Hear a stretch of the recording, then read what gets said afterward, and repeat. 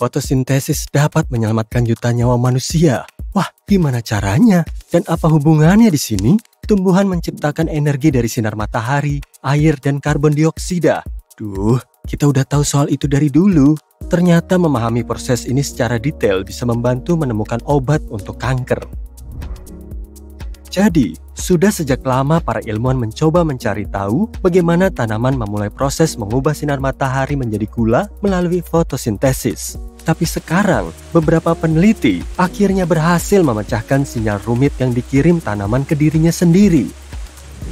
Selama bertahun-tahun, para ahli botani telah mengetahui bahwa inti dalam sel tanaman itu seperti bos mengirimkan perintah ke bagian lain sel. Ia melakukannya dengan menciptakan protein yang memberitahu bagian lain apa yang harus dilakukan. Dan jika protein-protein itu tidak ada, tanaman tidak akan bisa tumbuh atau menjadi hijau. Namun, ada ratusan protein yang berbeda di dalam nukleus. Dan mencari tahu protein mana yang memerintahkan tanaman untuk memulai fotosintesis merupakan tantangan besar. Ini seperti mencoba mencari jarum di tumpukan jerami.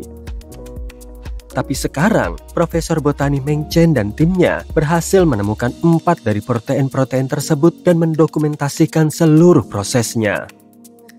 Simpelnya, Chen dan timnya menemukan 4 protein baru yang membantu tanaman memulai proses fotosintesis yang mengubah sinar matahari menjadi energi untuk pertumbuhan. Protein-protein ini merupakan bagian dari proses kompleks yang terjadi di 2 ruangan yang berbeda di dalam sel, dan membantu bagian-bagian tanaman yang berbeda untuk berbicara satu sama lain sehingga dapat bekerja sama untuk menghasilkan energi.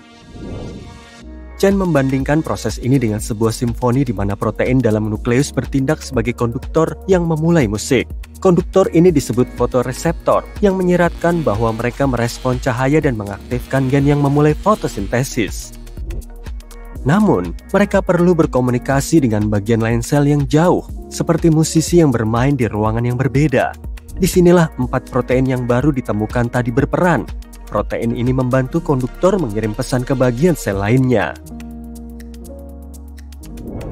Penelitian ini didanai oleh National Institute of Health yang berharap dapat membantu menemukan obat untuk kanker. Hal ini karena kloroplas, yang merupakan bagian sel tanaman yang bertanggung jawab untuk fotosintesis, dan mitokondria yang menghasilkan energi kimia dalam sel manusia, punya beberapa kemiripan. Keduanya penting guna menghasilkan energi untuk pertumbuhan dan keduanya juga mengandung materi genetik. Para ilmuwan telah mempelajari proses komunikasi internal di dalam sel. Mereka menemukan bahwa ketika ada sesuatu yang tidak beres dengan organ-organ kecil di dalam sel, yang disebut organel, mereka akan mengirim pesan ke nukleus yang bertindak sebagai markas besar sel. Namun, kita tidak tahu banyak tentang bagaimana nukleus mengirimkan pesan kembali ke organel. Chen berpendapat bahwa cara nukleus berkomunikasi dengan organel pada tanaman mirip dengan cara kerjanya pada hewan. Dengan mempelajari bagaimana nukleus berkomunikasi dengan kloroplas, kita dapat mengetahui bagaimana nukleus juga mengontrol gen mitokondria. Disfungsi gen-gen ini dapat menyebabkan penyakit berbahaya seperti kanker, sehingga kita dapat belajar mengendalikan proses ini dan dengan demikian mungkin menemukan cara untuk membalikan proses kanker. Penting untuk memahami cara fotosintesis dikendalikan, karena hal ini dapat digunakan lebih dari sekedar mempelajari penyakit. Sebagai contoh, jika kita hidup di planet lain, kita perlu menanam makanan di dalam ruangan dan menciptakan cara untuk memastikan tanaman mendapatkan cukup cahaya untuk tumbuh. Selain itu, perubahan iklim membuat petani lebih sulit untuk bercocok tanam.